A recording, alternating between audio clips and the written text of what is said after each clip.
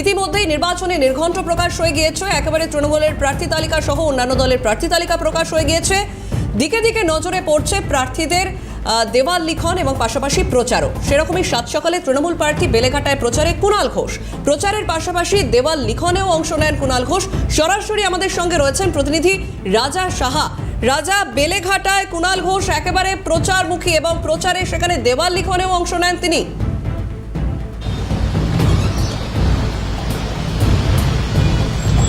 দেখো, একেবারেই সঞ্চারী তোমাকে বলি যে গতকালকে প্রার্থী তালিকা প্রকাশিত হয়েছে। রাতের বেলা আমরা দেখতে পেয়েছিলাম কুণাল ঘোষ সরাসরি পৌঁছেছিলেন বেলেঘাটার বর্তমান বিধায়ক যিনি রয়েছেন পরেশ পালের বাড়িতে।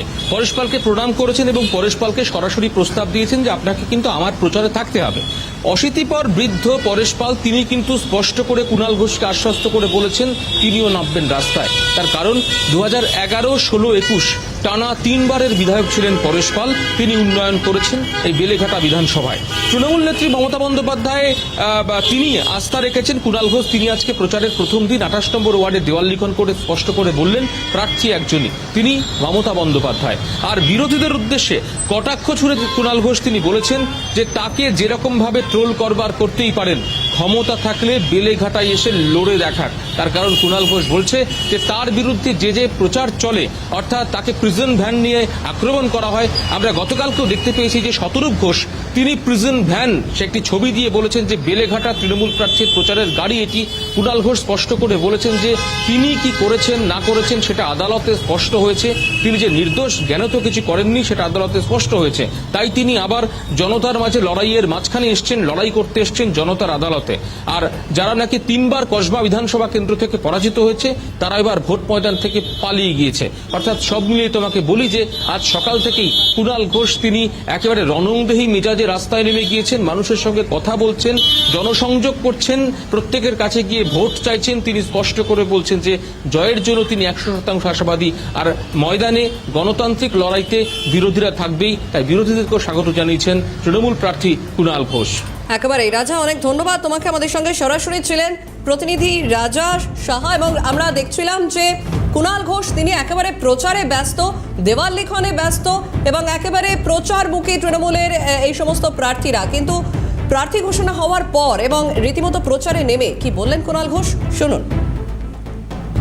তৃণমূল কংগ্রেসের সৈনিক, মমতা বন্দ্যোপাধ্যায়ের সৈনিক। এই যুদ্ধ বাংলার স্বার্থে, বাংলার উন্নয়নে, বাংলার মানুষের অধিকার রক্ষার যুদ্ধ। এখানে নেত্রী একজন, মমতা বন্দ্যোপাধ্যায়। আমরা কেউ প্রার্থী, কেউ প্রচারে আছি, সদস্য, সমর্থক, কর্মী, সৈনিক, আমরা বাকি সবাই এক।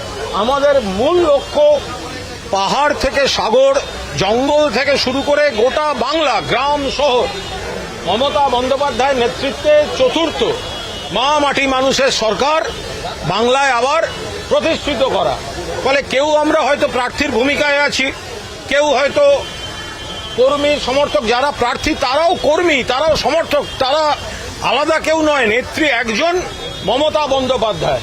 ফলে সেই জায়গায় দাঁড়িয়ে আমি সৈনিকের ভূমিকায় ছিলাম, আছি এবং এখন দল যে ভূমিকা, আমি এই এলাকা, এটা আমার home ward, home constituency Beleghata. এখানে আমি ছেলেবেলায় ছাত্র রাজনীতি, বুথে বসা এজেন্ট থেকে শুরু করা, এইভাবেই দেয়াল লিখতাম, দেয়াল লেখা, বুথে বসা, এগুলো দিয়ে শুরু করা। ফলে হোম কনস্টিটিউয়েন্সিতে এই দায়িত্ব পেয়ে নিশ্চিতভাবে ভালো লাগছে। মাথার উপর মমতা দি আছেন, অভিষেক আছে, আর এখানে আমাদের বিধায়ক পরেশ পাল আছেন এবং আমাদের 8টি ওয়ার্ডের 8 জন কাউন্সিলর এবং দলের একাধিক সিনিয়র নেতা তাঁরা রয়েছেন, তাঁরাই আমাকে গাইড করবেন। সাত সকালে প্রচারে তৃণমূল প্রার্থী মানিকতলার প্রচারে শ্রেয়া পান্ডে। ভোটারদের ভালোবাসাই তার শক্তি জানিয়েছেন শ্রেয়া। তার কোনো প্রতিদ্বন্দ্বী নেই, দাবি শ্রেয়া পান্ডে।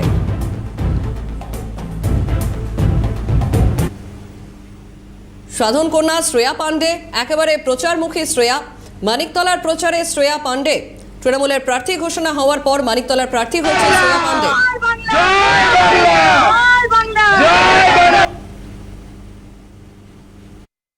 ক্যালকাটা নিউজের সকলেই মানে এই নিউজ চ্যানেলের মাধ্যমে সবাই দেখেছে আমার কর্মকাণ্ড, কি কি কাজ করেছি। তারা জানে মানুষ ভালোবাসে, আশীর্বাদ দেবে। মাথা নত করে মানুষের কাছে যাব, যাতে তারা মাথা উঁচু করে তাদের ক্যান্ডিডেটকে, তার প্রার্থীকে নিয়ে তারা গর্ব করতে পারে। এটা পুরো যেটা হচ্ছে সেটা হলো একটা ছাত্রছাত্রী পরীক্ষা দিয়েছে, টিচার বলেছে 10 জন পরীক্ষা দিয়েছে, আমি 3জনকে মার্কস দেবো, আর 7জনের জন্য আমার কাছে টাইম নেই। এটা সাবজুডিস ম্যাটার, এটা আদালত, মহামান্য আদালত দেখছে, এটা আমাদের দল দেখবে, একটা বৈধ ভোটার বাদ যাবে না। আমি শুধু একটা জিনিস দেখাতে চাই, আপনারা প্রতিদ্বন্দ্বিতার কথা যেহেতু বললেন, এটা কি বলো, দেখো কি না এটা কি বলো, এটা ব্ল্যাক কফি। আমি ওকে জিজ্ঞেস করলাম যে আমি ব্ল্যাক কফি খাই, তুই জানলি কি করে? যে আমাকে ব্ল্যাক কফি দিলে, সবাইকে চা দিলে, আমি ব্ল্যাক কফি খাই, তুই জানলি কি করে? তো উত্তর কি দিল শোনো, বলো দিদি আপনি তো এখানে আসেন, আমি মানি স্কোয়ারে কাজ করতাম, আপনাকে অনেকবার দেখেছি, আমি জানি আপনি ব্ল্যাক কফি খান। তো একটা আমার কেন্দ্রের ভোটাররা যদি জানে যে আমি এই সবাইকে চা দিয়ে আমাকে একটা ব্ল্যাক কফি দিচ্ছে, তাহলে আপনি কি বলবেন যে আমার এখানে কোনো প্রতিদ্বন্দ্বিতা আছে?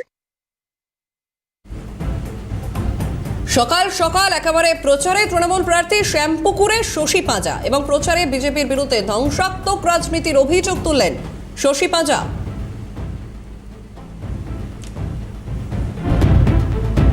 শশী পাঁজা সকাল সকাল একেবারে প্রচারে কোমর বেঁধে নেমে পড়েছেন তৃণমূলের প্রার্থীরাও। গতকালই তৃণমূলের প্রার্থী তালিকা প্রকাশ করেছেন তৃণমূল সুপ্রিমো মমতা বন্দ্যোপাধ্যায় এবং তারপরেই একেবারে ময়দানে নেমে পড়েছেন তৃণমূল প্রার্থীরা। প্রচারমুখী তারা, কোথাও দেওয়াল লিখন তো কোথাও একেবারে বাড়ি বাড়ি গিয়ে প্রচার, জনসংযোগ মানুষের সঙ্গে। এবং শ্যামপুকুরে প্রচারে শশী পাঁজা।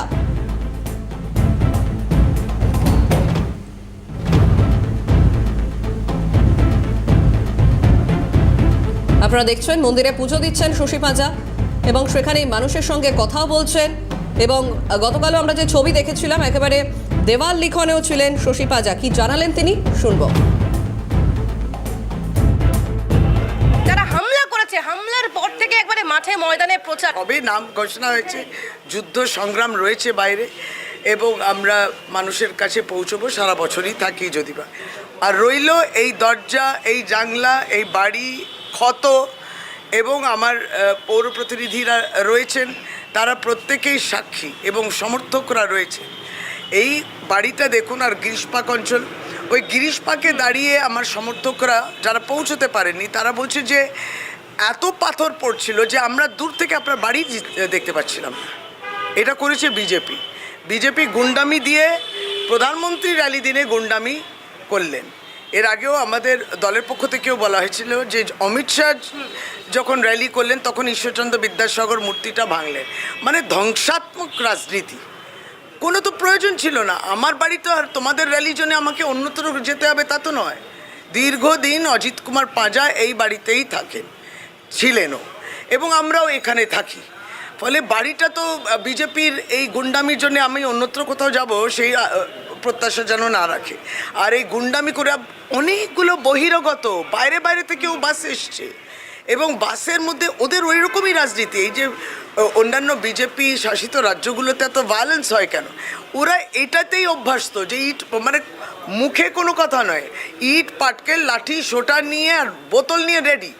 এই বোতলগুলো পূর্বে রাত্রিরে খেয়ে নিয়েছে, অ্যালকোহল এই সমস্ত তো দেওয়া হয়েছে, তারপর খাওয়া দাওয়ার জন্যে টাকা পয়সা ইত্যাদি অনেক দেওয়া আছে। বেশ আনন্দ সহকারে গুন্ডাগর্দি করলো। দেখা যাচ্ছে যেখানে হামলা হয়েছে সেই দরজা এখনো ভাঙা রয়েছে। আমি যতদিন না নির্বাচন শেষ হচ্ছে, মমতা বন্দ্যোপাধ্যায় জিতবেন, তারপরে তার প্রার্থী হিসেবে আমি শ্যামপুকুর বিধানসভা কেন্দ্রের আশীর্বাদ পাবো মানুষের, এবং তারপরেই আমি দরজাটা নিয়ে কিছু ভাববো।